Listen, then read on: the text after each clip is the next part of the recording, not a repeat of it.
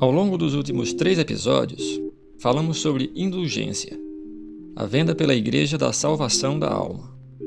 E fizemos a leitura de 16 das 95 teses do monge Martinho Lutero. Falamos sobre as dúvidas e conflitos que a exposição desse documento causou a respeito da credibilidade da doutrina da Igreja.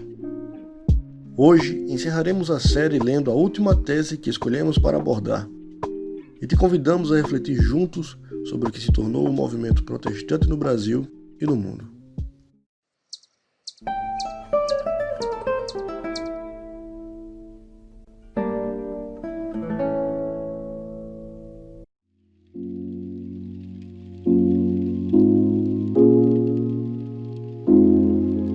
Numa época em que a Igreja monopolizava o poder político e religioso, a teocracia tinha suas próprias leis, e não eram muito racionais.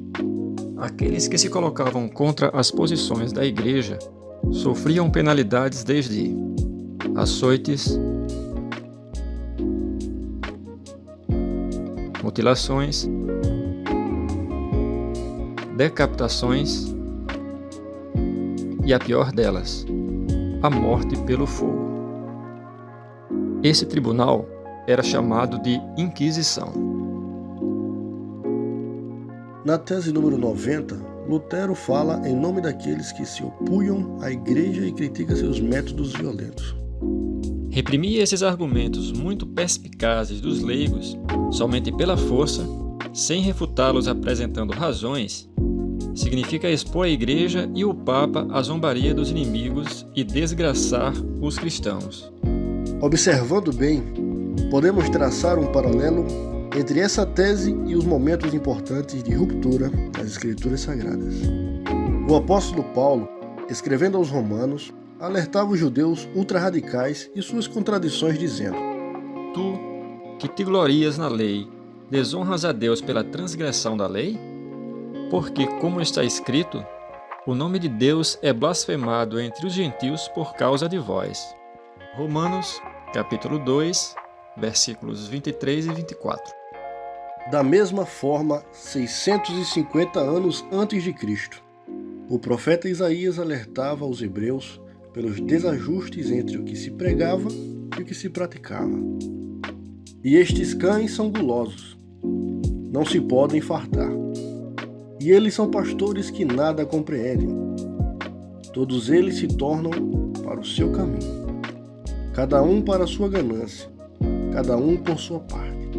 Isaías, capítulo 56, versículo 11. Chegamos à conclusão de que em cada época, a fé genuína e a religião entram em conflito não por anomalias da fé, e sim pela fraqueza do ser humano em lidar com liderança e poder sem se corromper e sem corromper a doutrina.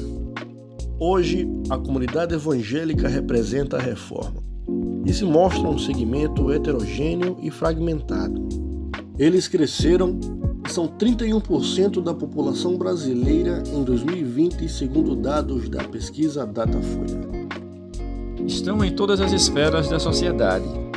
Conquistaram espaços na política, no judiciário e em cadeiras acadêmicas. Como você pode ver, econômica e intelectualmente, os evangélicos prosperaram. Suas principais igrejas são verdadeiros castelos. Nos faz lembrar a Basílica de São Pedro, que citamos no episódio anterior. Ostentam riqueza, poder e influência. Mas, e a causa? Como são vistos hoje aqueles que estão à margem da sociedade, os marginalizados, os encarcerados, os favelados, os órfãos,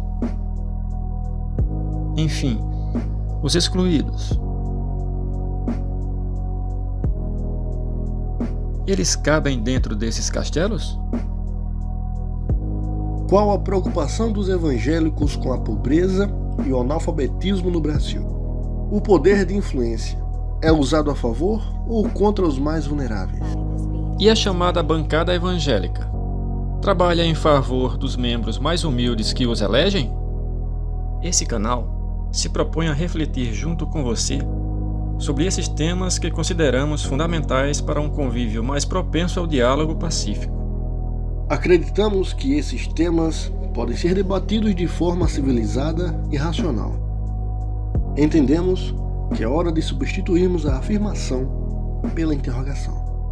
A certeza pela dúvida. A verdade absoluta pelo questionamento. É hora de procurarmos Deus dentro de nós mesmos, e não em pessoas que falam em nome dele e nos manipulam como marionetes. Não estamos generalizando. Assim como no passado, hoje ainda existem homens sérios e comprometidos com a causa do Evangelho. Mas, aonde estão os Luteros? Aonde estão os Isaías? Os Augustinhos? Quem terá a coragem de um João Batista? É hora de erguer a voz e dizer: está errado. E para isso, é preciso coragem. Se hoje somos cristãos, devemos isso à coragem de homens simples que ao longo da história arriscaram suas vidas pelo que acreditavam. Lembre, foi com um grupo de pescadores que a história do cristianismo começou. Que assim como esses homens, nós tenhamos coragem de enfrentar o poder e a intimidação de quem está no topo da hierarquia do cristianismo. Mesmo sabendo que a perseguição será o modus operandi dessa hierarquia, porque sempre foi assim e sempre será. Em nome de um evangelho puro, sadio, inclusivo e não separatista, assim como falou o nosso Mestre: vinde a mim todos os que estáis cansados e oprimidos, e eu vos aliviarei. Que tenhamos altivez de espírito, para falar como Cristo falou.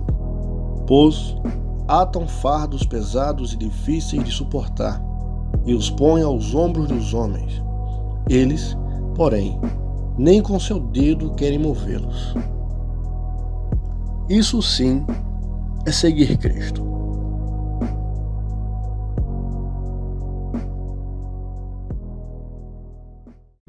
Obrigado por nos acompanhar até aqui. Se você gostou desse vídeo e se você quiser, nos dê uma força. Curta, se inscreva no canal e compartilhe esse vídeo com os seus amigos. Fica na paz e até já.